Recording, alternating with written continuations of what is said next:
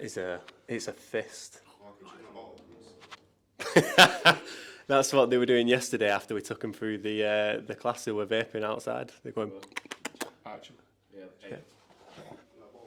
You want that bottle? Plug him mad. Oh, you're fat, yeah. Leave that boy on the table.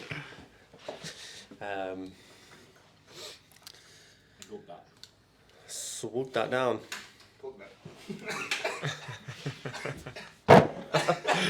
I'll take mine off. To be fair. Alright, check Don't the matter. creps.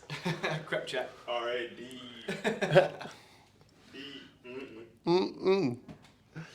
Ready? Are you ready? Mm-hmm. Yeah? Yeah, go for it. Rolling? Yeah. Rolling. Hey team, this week, How you Liam doing? Walker, How's it Scottish going? Regional Manager. Yep. Stevie Boy I'm back. is back. He loves it. Can't get enough.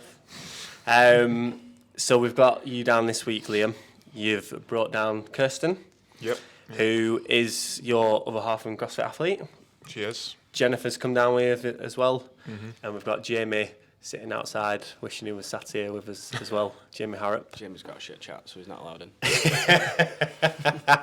better than my chat, that's for sure. Just a bit of background first as to how we know you, Liam. First time we met you was on a Best of British training camp. First time That's you right, met yeah, Liam. yeah. Oh, So, snap. Yeah. So let's come back further then. yeah, I first met Steve down at ULT where I used to train. He came and did a seminar just after he'd been to the games. It was quite a fanboy moment for all of us because he was our David Beckham back then. What year was that? Am I not now? 2000. It was just after the 16, games. So, 15. Was it? Yeah, I thought it was like It was you'd just been, I think, yeah. and you so were it was a training. few months after maybe. Yeah. Yeah.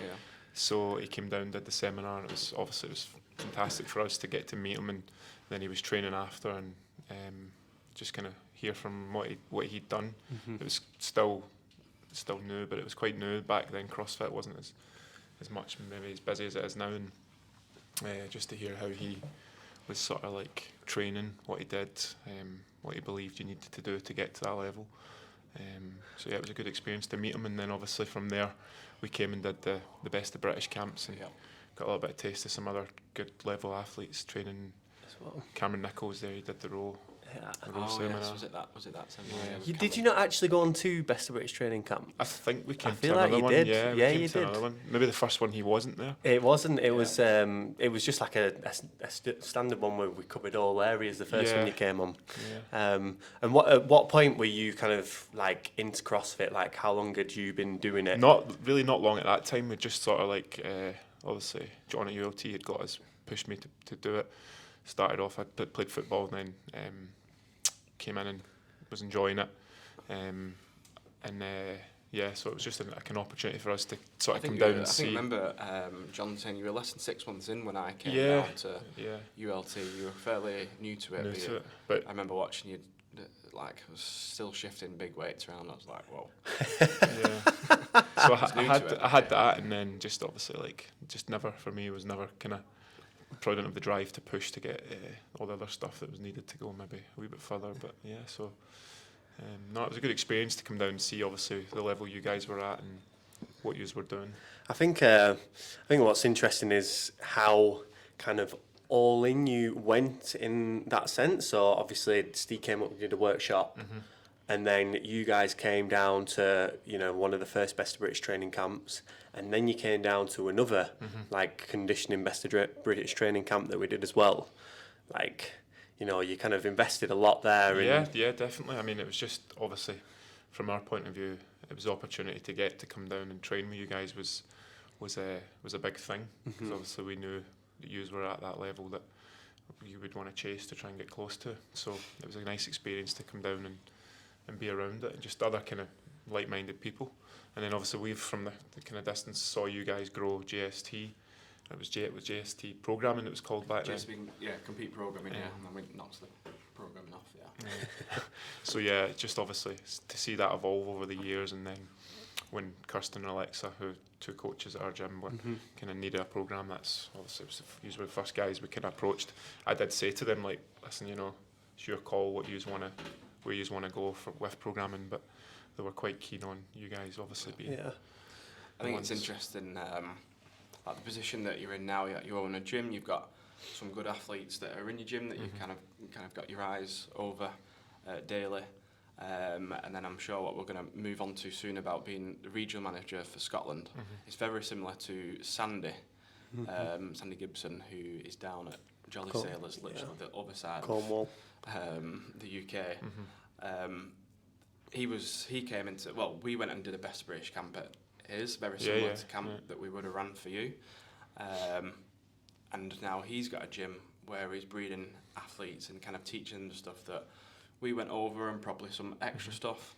And then he's also got to the point where he's a regional manager down in Cornwall. So we never thought this would be the case, like, what was it, 6 years ago?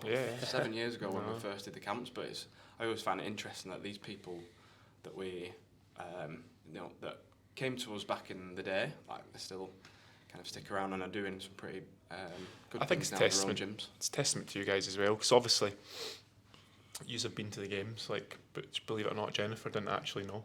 She didn't even know that Steve had been at the games. Yeah, I was like, Words of it. what? It's first UK male athlete to do it. Well, you and Phil, well, you got there first because you were third, right? Yeah. But so like you have obviously had that. You've been and but it's I think it's obviously your characters as well. You don't really have that ego as such. You are quite like just willing to include everyone in what you're doing, and you want to grow people. The same way you have done it. A lot of people in your position, it's like they always feel that need to be a little bit better, and they don't ever really want to see somebody progress beyond them. Whereas I think you guys would be happy to see your athletes surpass what you have done, which I think helps grow the brand as such. I appreciate those kind words. Yeah, but I think you're right. I think quite a lot of gyms kind of can hold the members back, and it's like, who are you to hold that person back? Like, let them spread the wings and just see what they can really do. I feel like some gyms are almost scared of like someone else being better than them in some way. I think cause when we went down to that affiliate gathering, the CrossFit affiliate gathering the other weekend, I noticed quite a bit of a vibe amongst a lot of the gyms there where competitive CrossFit was seen as just something that hindered their business. Like it didn't support the classes that were running.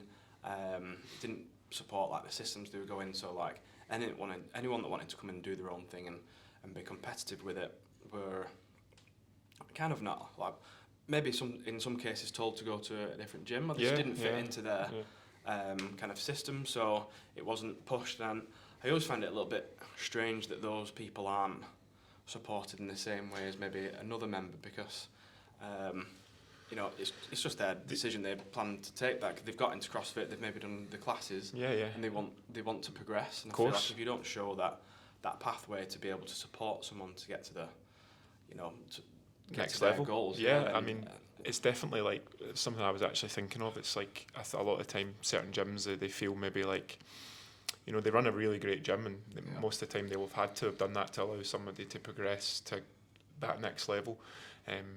I think sometimes it's the right thing for them to do is to kind of go, right, okay, move on. Like, I'm not an expertise, or that whether they could be or they couldn't be. You guys are specifically, you're not dealing with the stresses of running a gym and everything that's involved in it. You are fully focused on programming how to get people to that next level. So why not kind of push those people to go to that next level by following the program that's going to do it? So I think you can only really get them so far within CrossFit, and then if you want to get to that next level, it's about go to a program that's actually going to be focused on that. I do really think that finding a balance where helping your everyday person, who is probably more like, I said it before, like your bread and butter, like that's where your main business is going to come from. But I do really think that nurturing the competitive side as well, those are people who are going to inspire your everyday member. 100%. There's someone that your members can get behind, and again, it just really contributes to that community. And I feel like you have got to be somewhat open-minded to be like, right, I know I can grow both sides of the gym here and not hinder. And I do believe, like, if you think that you can grow both sides and make them kind of knit together, I do really think you'll create something even bigger than you ever thought, just through the health and fitness side or just the sports side.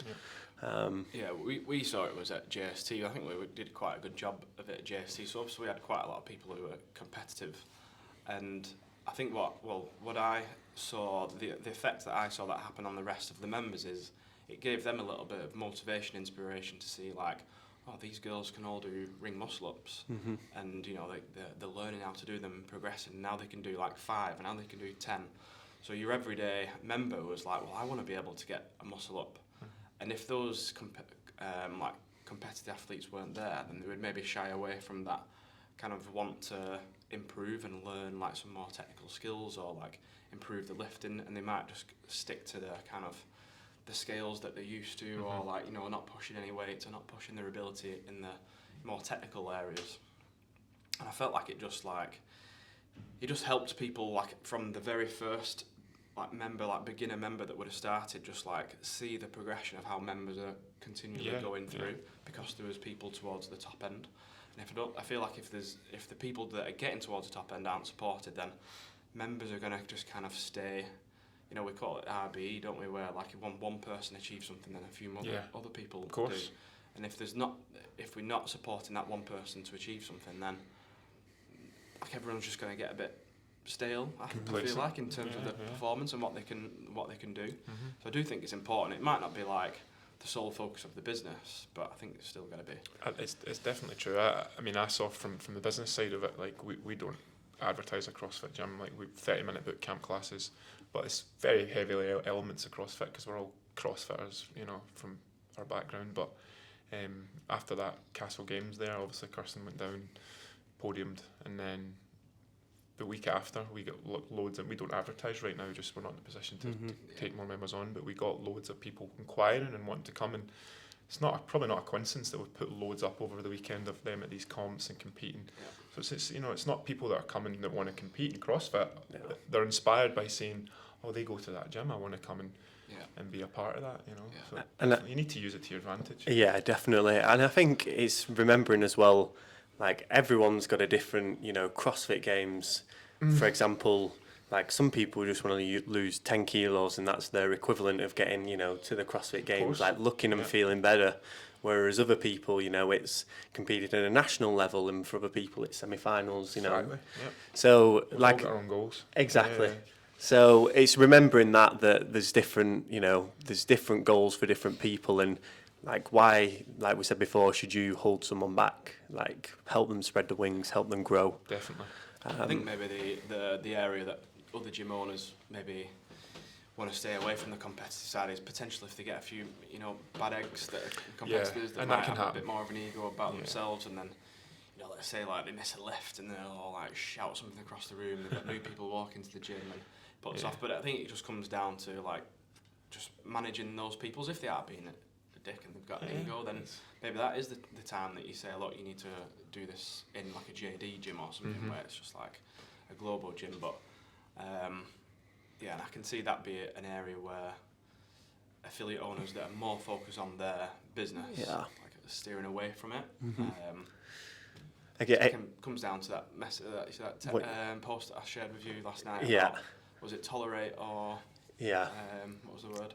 You either tolerate these people or you get rid of them. Yeah, you just get rid of them. And if they've got an ego on the dick, then it's actually as hard as it is kind of losing like someone who's going to be a competitive athlete. Like you just get rid of them. Yeah, I think as well, it's how much energy and effort you want to put into creating your own culture, because like you said, you could just get rid of them or decide to tolerate them, or you could tell them, like be honest with them, like look, you're being a dick, like you're a good athlete, doesn't mean you're any better than anyone else in this gym, but I just can't have you acting like that around other members, because it's not setting a good example, and other people look up to you and inspire you, but you're not behaving like you should be. Of course. I think from like the point of view of the girls I'm down with, Jennifer and Kirstin, their attitudes are just fantastic. They're and just Alexa 100% as well. Yeah, they're just they don't think of themselves, oh, I can do ring muscle ups and you can't. They're just nice girls, and it's infectious. People Yeah. want to be around that, regardless of where they're at in Mhm. fitness.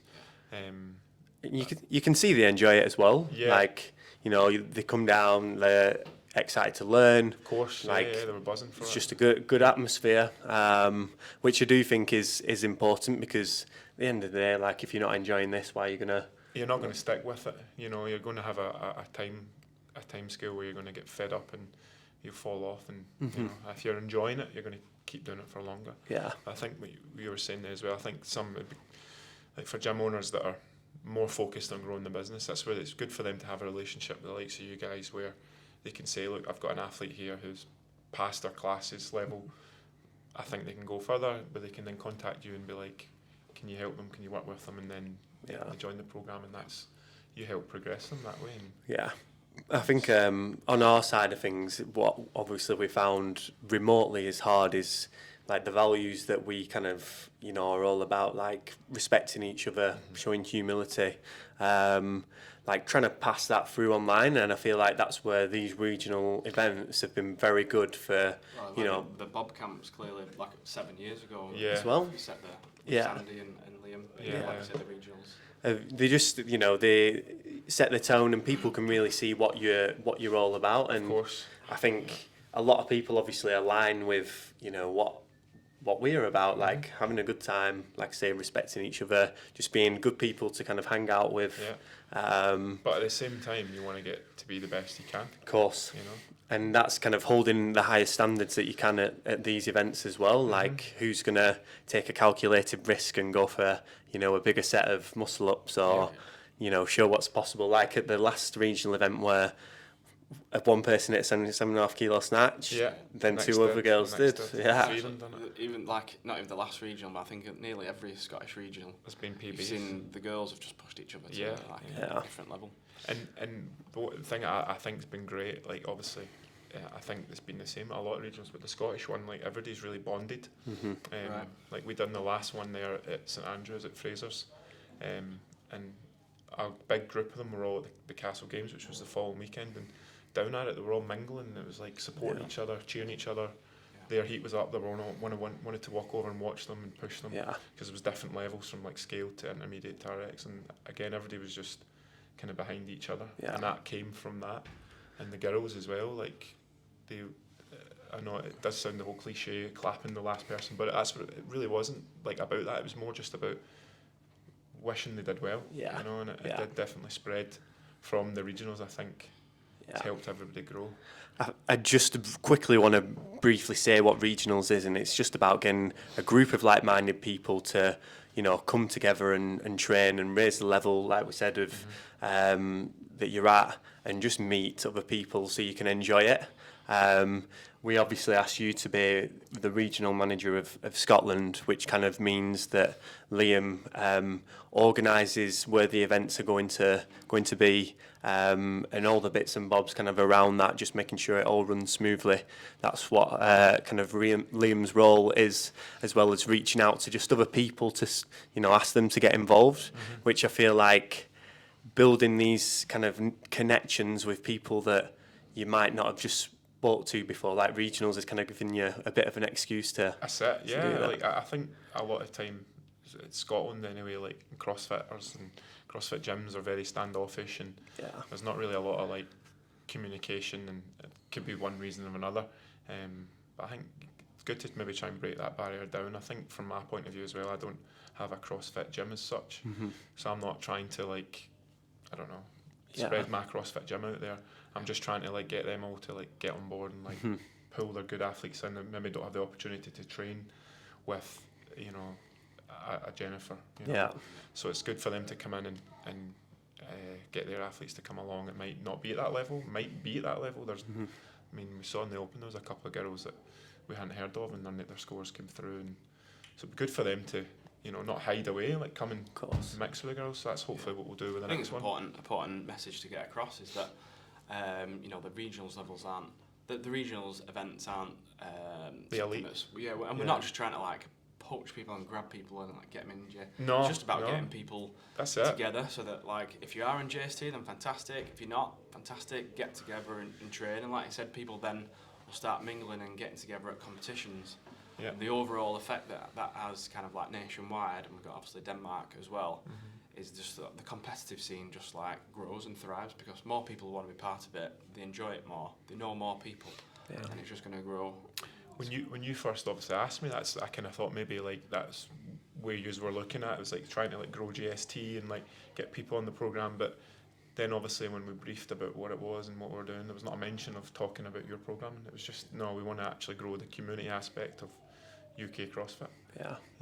Which is good, you know. And it's I guess, and I obviously had that conversation with every other regional manager as well. And like when I went, like you said, when I went through the whole presentation and what it's all about, you know, like we said, it's about something bigger than just JST.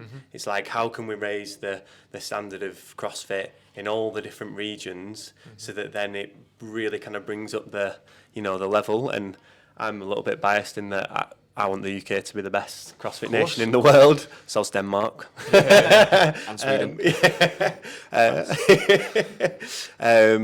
But like if that can be, you know, as a result, regionals playing a part in that, then you know, absolutely. It's great. I mean, it's great if any other like, you know, kind of UK based programs.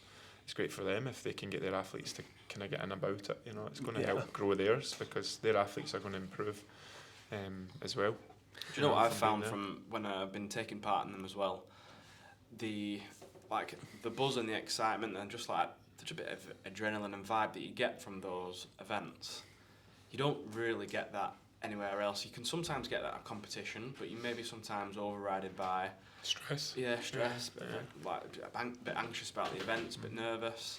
So sometimes that might like put you off with like your performances, but you kind of get that like adrenaline and excitement and kind of like that feeling that everyone's there to kind of help each other when you turn up to these events. And then I've always lifted. I was even doing minimal training between the events and always lifted pretty well. And now kind of like going through some good training, I don't feel the need day to day in training to like really ramp myself up to like go for big lifts, or because I know that I'll save it for the next regional event, and I know that I'll bottle it up and I can perform and do it then, rather than being like, oh, I'm going to send it every Saturday or like every weightlifting session and make sure I completely max out and fail a lift, try it again, fail it, try it again. Like you don't need to do that because wait for the atmosphere. Wait for the atmosphere and make sure you capitalise on it when everything's gonna be feeling good, because the vibe's always like perfect to lifting. And then there's obviously as well, like on that topic of like wanting to hit your best, it's like you're competing for your region. So it's like you want to, of course you want to like see where you stack up against others throughout all the other regions, but you want to like get a big score in for your region. Yeah. You know? I think coming on to like more of Scotland, obviously I saw the ice being broken. Probably I don't know who organised the SID, like the Scottish SID team last year. I think it was Fraser Clark who first approached me about the girls, right? And I think he had been speaking perhaps to Carol. Right. I think Okay. he maybe had a chat about it, and then obviously Ali and Simon at East Kilbride had been the other two that were kind of helping. Yeah, so I think that's like a good icebreaker from whoever started that, and obviously that was probably like a little bit of like a push in the right direction, but then I think from there probably wasn't quite the same opportunities or like a reason to kind of get together as much. But I feel like these regional events for you guys now, it's like, oh right, we've kind of got an excuse to get together again. Yeah, definitely. And all like pretty much most athletes that were on that SID team have come to a regional one of the regionals events. Yeah, definitely. So it's good to, you can really like see and feel that momentum building up in Scotland. Yeah. Why do you kind of, I don't know, think that is? I don't know. I think it's probably just been one of the first opportunities where anybody from any kind of gym in Scotland can come and just train together, and there's no egos. There's no one kind of making anybody feel uncomfortable at it. You're getting for somebody from the other side of Scotland to the middle to our side and from north, and they're all coming, just sort of mixing and wanting to see how they fare up against everybody else. Yeah, I feel like there's always been a few competitors come out of Scotland. I think early years, our good friend Santino Marini. Yeah, he was like the first Glasgow one. based, and then obviously he was down in Wigan for like a year and a half. Then he's over now in San Diego with Invictus. Yeah. And then not long after, I think Tino actually then trained Steph Decker. Yeah. A little bit, and then Steph Decker was obviously multiple time regionals Regions, athlete, yeah. like She was very close to actually very good. qualifying for the Yeah, games. yeah. She was top 10. Once or She was twice. different level, like from our point of view, like everybody just saw Steph as being this like animal that She was, and she was a great girl as well. And then her friend Nisha was good Pure, as well. she'd competed at quite a lot of competitions. Yeah. So there was like them three, and then it was like in and around. Ali was like coming through towards Masters. Yeah, well, she only She was started at pushing. like, I think she was only in her kind of mid to late 30s when she actually started CrossFit. Now she's obviously 46. She's technically ranked number 1 in the world because she came first in the quarterfinals. She was second last year, behind the girl that was. She got the workout named after her. Oh, Annie Sakamoto. Yeah. Oh, right, okay. So Yeah, I think she beat her, and Right. it was close. So her goal obviously would be the first person to be a champion from CrossFit Scotland. Games champion, yeah. And she's fantastic. Like, just she is. great to be around. Yeah. Yeah. Um, She could crack. she is. Yeah. She is. We all idolise her. Especially Kirstin. She definitely does. Yeah. Ali's over at East Kilbride, and they've got the base compete. Yeah. And they're obviously breeding a few athletes. As They are. Yeah. Ali McKinnon. Ali and Simon Thompson. And, the Simon, two who's boys. both been on the competitive scene for a while. Yeah, Always. went to regionals Yeah. with Aurora. Yeah, that's right. Um, Then there's Sam Robb. Yeah, as well. And now we've got the three girls coming through, Alexa, Kirstin and Jen. So you feel like there is definitely a bit of momentum coming in Scotland in terms of like the amount of, not just athletes, but like really good level athletes. There's another girl as well, Emma something. She's at Claymore. Emma Armstrong, I think her name might be. So she There's a young girl that came. I think she to won. Evo. Yeah, Eve. So she's at Airdrie. So she's quite young. And who was the one at the podium at Castle Games as well as Jennifer? and Ellen. Kirstin? So Ellen. she's at Black Stag, which is in Scotland's Glasgow. coming, you know. So there was at Castle Games had 5 out of 6. The podium and the RX was Scottish. Yeah. The 6 being Johnny Bishan as well. Was it Johnny Bishan? He won the boys, and Simon was second. Yeah. And then Jonathan Buller was third. Yeah. And So then actually, on the girls, it was just Jennifer, Ellen, Kirstin. Right. So I mean, it was good. You know, they definitely. I think took fourth place male was Scottish as well, was he not? Fourth. I can't remember who it was. I just remember Yeah, seeing a 4th Scottish and flag. 5th. Yeah. Yeah. So taking over at yeah, I Castle know. Games. It was a good turnout, and that's just kind of came out over the last few years. It's definitely grown. Yeah. I think what would be really important for them now is like, the girls like Kirstin and Jen and Alexa, look, they've cleaned up basically at the Castle Games for the last few times, whether it's been a team comp or individual. We actually, a funny story, the girls won the 3s. Right. Ashley, our coach at our gym, Ashley, Kirstin and Alexa, they won the 3s Castle Games. First kind of comp that came after COVID, and then they were going to do the pairs Kirstin and Alexa, which they ended up winning. But before that, they got a letter from an MP, an MSP, maybe a member of Scottish Parliament. Yeah. And she was she messaged and she put how they do it in Parliament. It was like a notion to congratulate them for winning this competition. So this official Scottish government letter came through the door. We're like, what's this? And it was addressed to Kirstin and Alexa, but of course I'm opening it. I'm like, what's this coming to my house? Because obviously it was where our business was registered. And that's what it was. It was like official, and they officially recognised it within Parliament. Like a congratulations. They just that speaks volumes though. If you look at the amount of athletes that are coming through, if there's that attitude like at the top of the country, like to notice and congratulate these people, then like that attitude's also going to be going down like different areas, and there probably is a bit of an explanation as to why we are seeing like decent competitive CrossFitters coming through if they're getting encouraged from like an early age that these things are good to do rather than Scotland, the Scottish culture in general is very like it's not.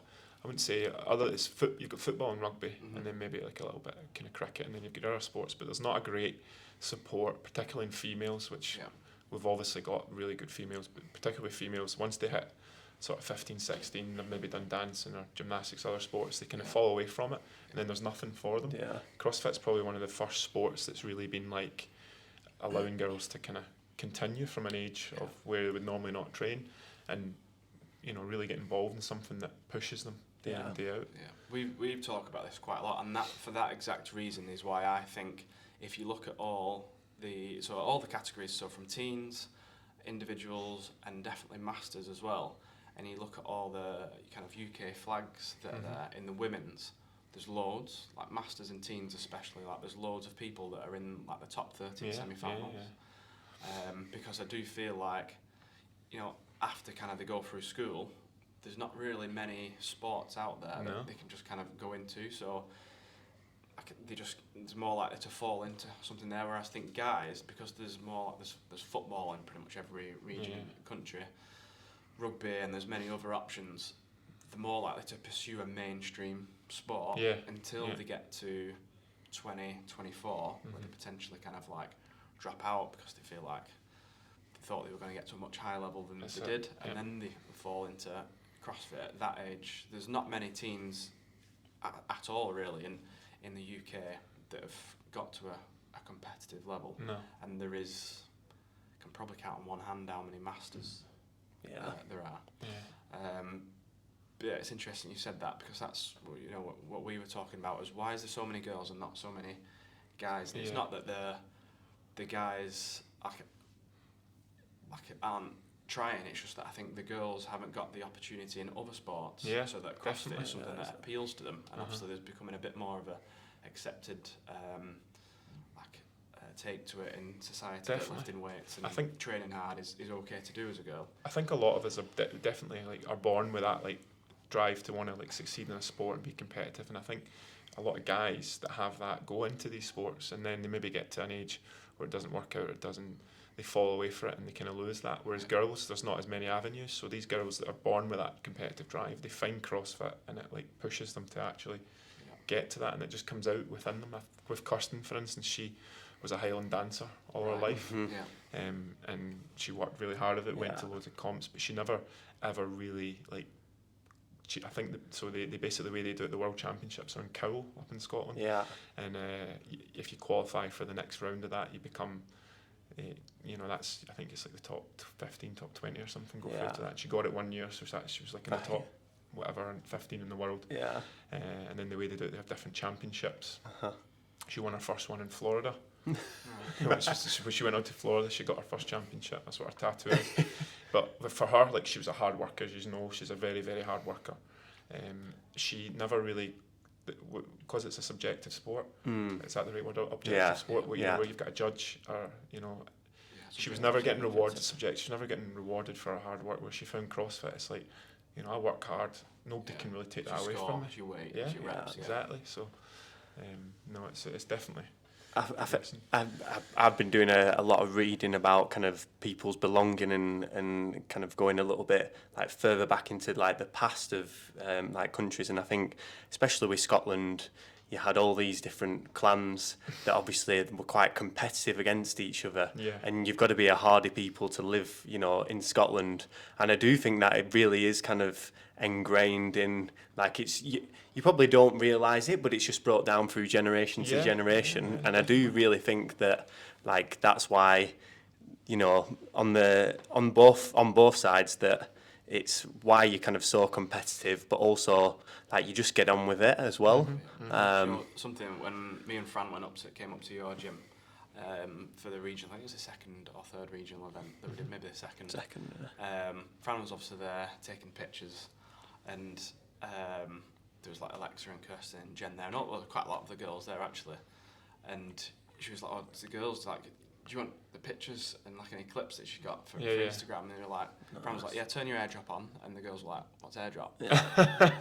And no one was, Fran was just like, none of these people are asked about Instagram, they don't really care, and it was just well, that's what it was for us 6 or 7 years ago. We didn't care about whether you did a training session, you got a decent clip, a decent footage of a picture. If someone happened to have videoed your set while you weren't looking, essentially fantastic, use that.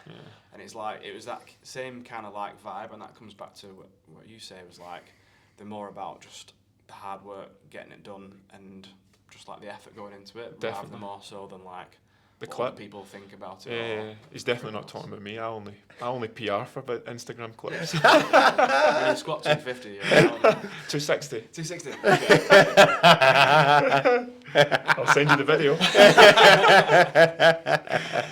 But yeah, no, I think like the person that came to mind there was like Jennifer. Like you don't really, she's came out of nowhere. Under the She's radar never big really time, been yeah. like somebody. She doesn't post like loads Well, of we stuff. only knew about her because obviously she'd put her scores in for like whiteboard workout on a Saturday, and Yeah, you keep like, seeing this what's name this? and like, and then like 5-minute test of chest to bar pull-ups, and it's like 120 or something. It was like, like 120 is like a really top end. Like, But score. she was like that though as well, wasn't Yeah, she? she was. Bar muscle ups, their bar muscle ups Yeah. not go from pew, pew, Yeah. really quick. And then you see like her age, and then the conditioning score would come in. Like maybe she's just like good at gymnastics. Nope. Conditioning score come in. Deadlift, like what is it, like 170 or something? Yeah, And it's like, yeah. whoa, who's this girl? Frightening. Yeah. I think she's definitely, like, obviously you're talking about Steph Decker. Yeah. I think she's got the potential to be that next Scottish girl that really just breaks barriers and goes beyond, because we were talking about it earlier, her attitude's spot on. She's such a nice person. Everybody wants to be around her. Like, you would think the girls like Kirstin and Alexa had that, you know, they were kind of shining, they were like up there with Scotland. Kirstin came first in the Open in Scotland last year. You think like naturally it's like, who's this girl's coming through, but it's like, no, they want to be around her. It's like they want to push off Jennifer. That's the And other big I thing. think it's great. It's huge, that, and it's one of them, like, you getting behind each other, it makes such a big difference, rather than being like, oh, who's this? No, and being like, yeah. Must be just cheating, must be on gear. yeah, like all the excuses. Whereas, like, see it as an opportunity. Oh, like, I'd love to go train with you, because hopefully, like, you'll help to make me better. Do you know what I mean? That kind of, you know, group mentality where you're all kind of moving in the same direction. You know, yeah. Definitely. I think that's, you know, they say how, you know, iron sharpens iron, but it's got to be aligned as well. Yeah. And it definitely is with her. She's just a good person that wants to go about, and she's quite humble too. Like, you know, the girls, you know, were quite confident that Jennifer was going to win that Castle Games. Just, you know, they felt like she would, but Jennifer's still like giving it all. You know, just looking up to you guys. Like, you know, she's got a great attitude, and she's young. She's got a great background in it. You know, for what you need to do with triathlon, bit of powerlifting. Yeah. I think you'll see her over the next year just shoot up. Well, to be honest, it won't just be Jennifer either. It'll be the whole of the Scottish community. Yeah, They'll see definitely. her do it, and it'll Course, drive a lot like of you said, people through. iron sharpens iron. Kirstin's definitely like, she's motivated more now, like, because she's got Jennifer as a training partner. Alexa's done CrossFit for quite a while, but she's been, you know, she moved to America for a while, and she's been up and down with it. And then obviously got injured. They made the semi-finals, and she got a bad injury. But she came to the Castle Games, and watched the girls, and she's came back motivated now. She's like, she's hitting her rehab hard. She's training hard. She wants to see herself progress, that's what you want. You want that infectious sort of drive. It is, and you could easily, like we said before, you could either look at it and be like, oh, I'm going to get so far behind, or you can look at it and be like, oh, look what they're doing. Like, I'm going to do what I can focus on at the moment. She make the best PR'd of it. her ring muscle up. She hit 13 ring muscle ups. Phenomenal. And she hadn't been, obviously, she's been a cast or a moon boot for all that time. She's solid at ring muscles. She's solid at gymnastics. She is. She always has been since we first kind of met her, before she was really focusing on her programming or anything. She'd always had good gymnastics. But yeah, that's it. Like, she's got great gymnastics. Kirstin's obviously got that push, hunger, the engine, and then Jennifer with her talents. It's like they kind of definitely help push each other, which is what you want. I feel like it all got the whole kind of community in terms of the CrossFit competitive CrossFit community got paused, obviously, with COVID. And then since it's reopened, I feel like Scotland has then been like the first to get everyone kind of like back on board, back going and back training together and competing again. I feel like the rest of England, whether it's just maybe I'm not aware about it, like it hasn't clicked yet. it hasn't woken up about it yet. And again, I do feel like that's because of, like, it's Scotland, like it's the pride of the country, a little bit. I do feel that comes into it, and it just helps with that alignment that, you know, we're all Scottish, we're going to represent our country at regional events or at any other competition. Absolutely. I feel like it does really help, and if, for example, like I'm proud to be Northern, and if there's anyone that's Northern that is at a competition, or I'd be proud to represent my region, my country. Because we had a conversation the other day where when we went to the games, as well as JSD compete, I equally felt as much like I was representing my country. Of course. And I'm making that up in my head probably to some extent, but like that's what gets me, fired up. Definitely. No, that's so true. Without a doubt, it's something that's you either most people have that kind of feeling of kind of national pride, and you want to represent whatever level it's at. You want to be there, and like if you're on holiday in Tenerife and it's a Domino's championship, you want to be the Scottish person that wins. It's just that works. It was actually Connect 4. I was 12. It's funny though, if you see people from Manchester don't particularly like people from Liverpool. Yeah, well that's so ingrained in them, meet isn't it? in the UK and they're like, oh, it's a Scouser and a Manc, like, they probably won't get on. But if you go on holiday and a Scouser meets a Manc, it's like, oh, you're from Manchester, I'm from Liverpool, and the best mates. It's like the same type of thing, isn't it? Because they're both then from England. Yeah. It's like, on north of England, they become mates, but and they land back on home soil. It's like, right, see you later. Yeah.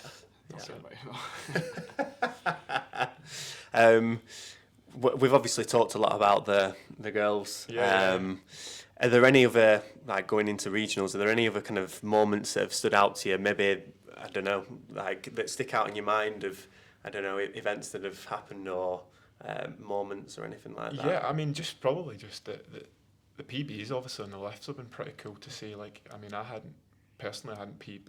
I didn't do. You back in training as well, yeah, it has that. I forgot about that. It has actually been like, when I first thought about doing it, I was about hosting an event, and then you said after the first one, do you not take part? And then the other guys had taken part in theirs, and I was like, oh, have I to? And then you were coming down, and I saw Max hang snatch. I was like, oh, I've got to get involved in that. I was like secretly doing some like mobility. But yeah, I mean, it gave something for me. Like, I don't have any aspirations to try and really, like, not on an individual level compete, but it gave me that wee drive to, like, do you know what, every month I've got an event that's, I don't want to, like, not put effort into it. I want to feel okay and enjoy. Just enjoy.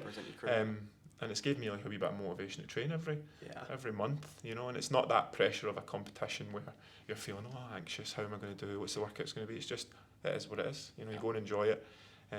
On to the next one. You get that wee break, and then you'll have another one. It's good. I think other people have felt that too. Yeah, it was same for me. I think for the first couple of times it was the only real CrossFit session I was getting in, and then after the second time of doing it, I was like, right, well, I want to keep being good at. I want to be able to perform for the rest of the people I'm training with at these competitions. So I need to start get my act together in between the events. Yeah, and you can do it in a kind of balanced manner. You don't have to be committing loads of hours to training. You only need to do a little bit here and there to feel like you've hit something. Yeah, everyone's got their own CrossFit games. Like, it's just a great addition if you if you do want to be that bit competitive. You also had the opportunity to go down to the southeast regional at some point as well. That was so you cool. To explore, like not just running one, but also kind of participating more in one as well. Yeah, and then obviously watching Jamie Boston like just seamlessly run that and wet, I thought was pretty. He handled that really well, and it was good to just see how he was doing it. And then I knew how the next one I went to Fraser's in St Andrews, which obviously I'm mindful as well. I don't want to come into somebody else's gym and be like, regional manager, I'll organise this. It's their gym. Like, let them, if they want to like take stand, and like that's cool. I'm just trying to get people there. Yeah.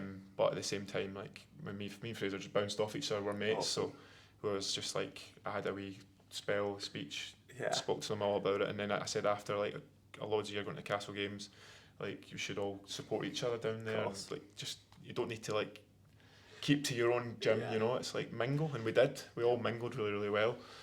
But that was pretty cool and wet. It's a pretty cool area, and it's funny. I remember speaking to you after that event, and you were like, "Oh, like I had a great time. Like it was so good."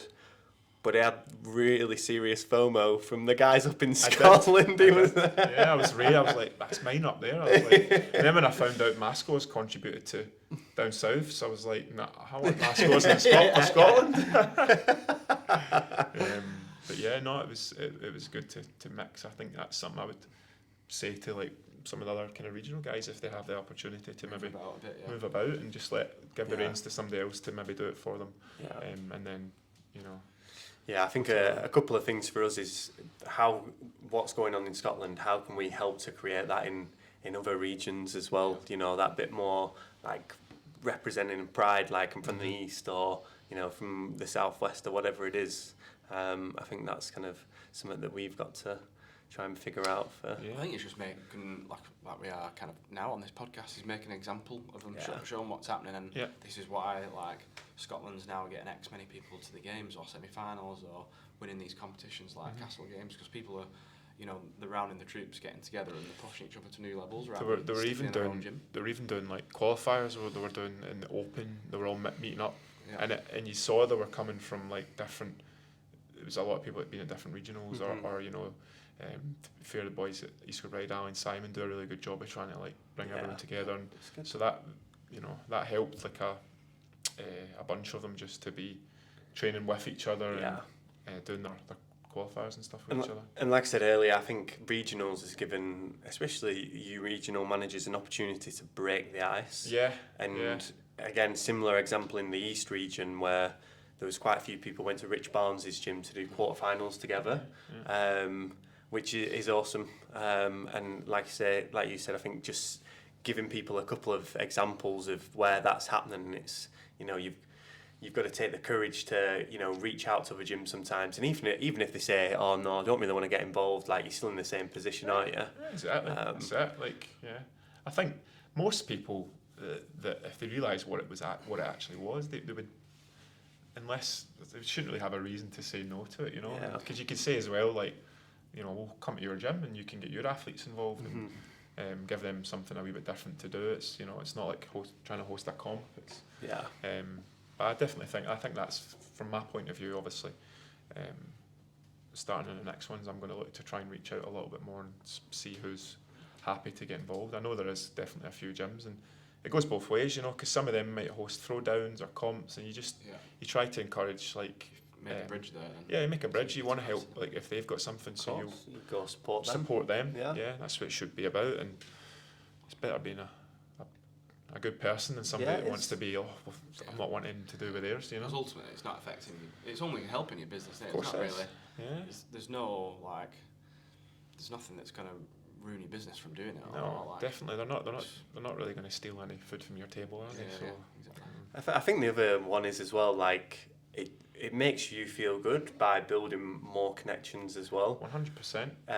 It's funny. So me and Phil Roy recently listened to a podcast, a high performance podcast with Rangan Chatterjee, and he said some 35-year-old guy came to him and said, like it was a bit of a high flyer, like earning decent money, but just felt like a bit flat.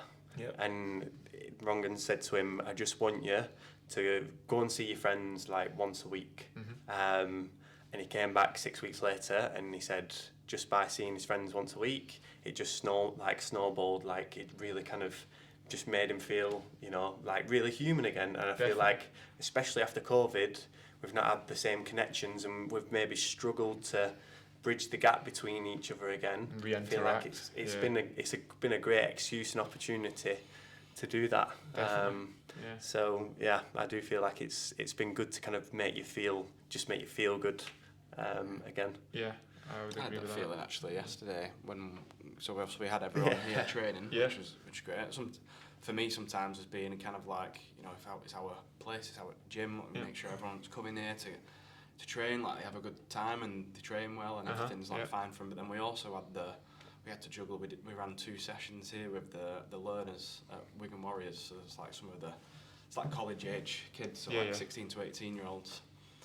Kind of talk to them through like what JST Compete is, what I've done, what Jack's done, how our journey has helped us get to where we are, etc. And then we ran them through a CrossFit session, and I thought the thought of it was like something that excited me. But they came to the morning, we were both a bit like, nervous. Like, I don't really want to do this.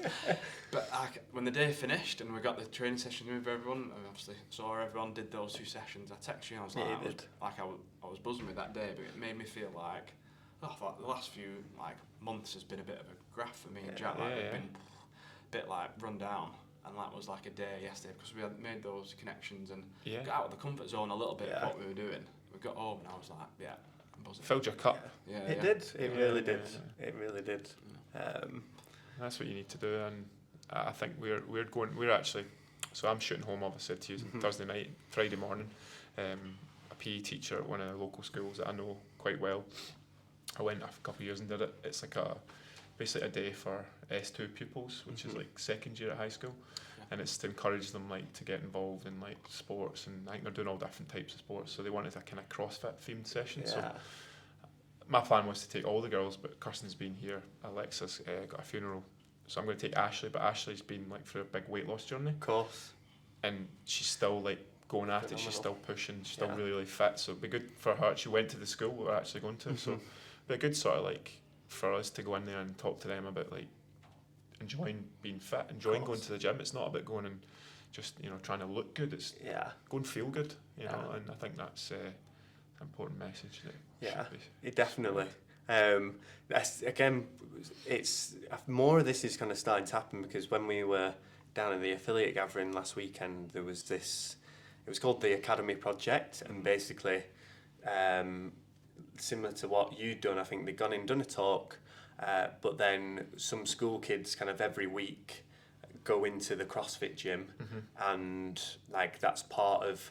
That like if you choose sport, I think you can pick what sports you do, and it counted towards, or they're getting to the stage. It's going to get to the stage. That's what they're working towards creating. So it'd be worth checking out the Academy Project. I think they've got the Academy program. It's called. It was. Sorry, so what? Because obviously they're doing a lot of stuff and they're setting out this curriculum, and it could be that like they've set out kind of the guidelines to do it. You could. I don't know, go to them and be like, guys, I've heard you doing this. It's a similar thing. I think like from a young age now, you're definitely seeing people being more involved. Something always stuck. I think you said it on your seminar when you first came down was at a young age you should really have them involved in team sports so they feel that team aspect. And then beyond that, that's when you can maybe like give them wee snippets of CrossFit. But I think now, like from what we've seen at our gym. We've got a lot of kids that are like they're involved in team sports, but they come and they like to do a bit of CrossFit, or, what we give them, and it is starting at a young age. Like at the Castle Games, they're doing a really good job of promoting. So we had two wee girls, like Ashley, our coach, is wee girl Layla, who's 9 or 10, and then Kirstin's wee gymnast, so she's like a Scottish gymnast champion, and she came to the Castle Games, 9-year-old, honestly tiny, and I was more excited watching them. It was so emotional, like seeing them just like getting all worked up, like feeling CrossFit. Now they're hooked on it. Like when's the next Castle Games are putting on There's a girl pairs from Wigan, Lexi Sim. I don't know if you remember seeing her name from Wigan. Who's she was at it. She was at the same under 12s, wasn't it? Yeah. So it was amazing. Like it was amazing to watch them. And now the Castle Games are putting on a pairs event for them. So they're going to get the chance to go and work with their partner. So Layla and that wee girl Caitlin are going to do it together, and they're just absolutely buzzing about it. Which I think is better, even at kids' age, like the pressure of doing it with a partner rather than doing it. I mean, I prefer to do it with a partner right now than doing it by myself. So for kids especially, like it's a good one to like give them that wee taste of just fitness, PE, whatever it is, it's but in a kind of competitive environment. So That's awesome. Good. Is there anything else you want to touch on? I feel it was pretty good. Some good points there. Yeah. Thanks, Scotland's on the rise. It very much is, and it's not going to stop. That training stopping. There's a lot of freedom. A lot of good. I was wondering when that was going to come. We'll get it eventually. No, thanks for your time, Liam. Really appreciate it. Boys. Yeah, doing big things up there. Cheers, mate. As a group. So great stuff. See ya. That's a wrap.